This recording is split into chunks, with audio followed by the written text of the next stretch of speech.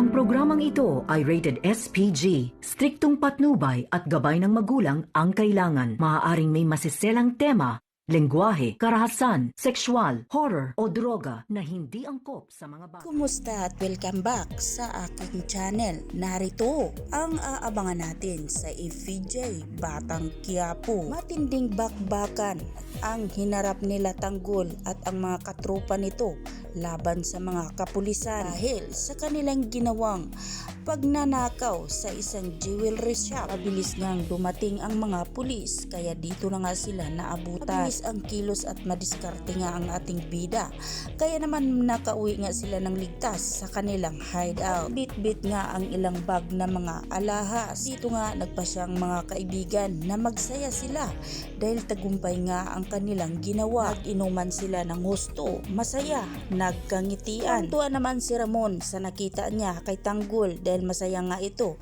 sa kanyang mga kaibigan. Para sa kanya, maswerte si Tanggol. Nagkaroon nga ito ng tunay na mga kaibigan. Sa gitna ng kasiyahan ng mga magkaibigan, biglang tumunog ang cellphone ni Inting. Si Tanggol pa nga ang nakabasa sa pangalan na nanay ni Inting ang tumawag. Kaya agad niya itong ibinigay ni Inting.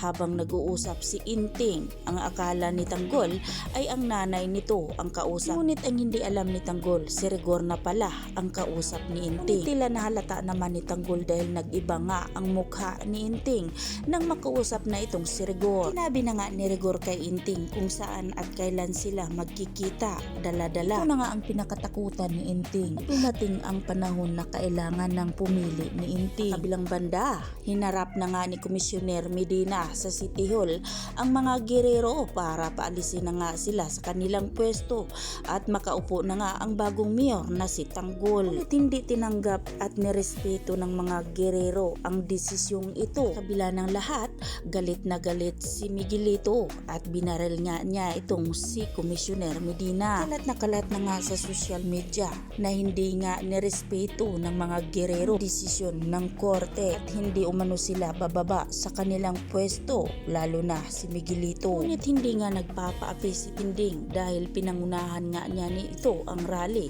laban sa mga gerero at pinagsigawan niya sa buong mundo na ang kanyang apo na si Tanggol ang mayor. Ngunit ninakaw ng mga gerero. Pang pinanood naman ni Roberto ang rally na live ni Tinding.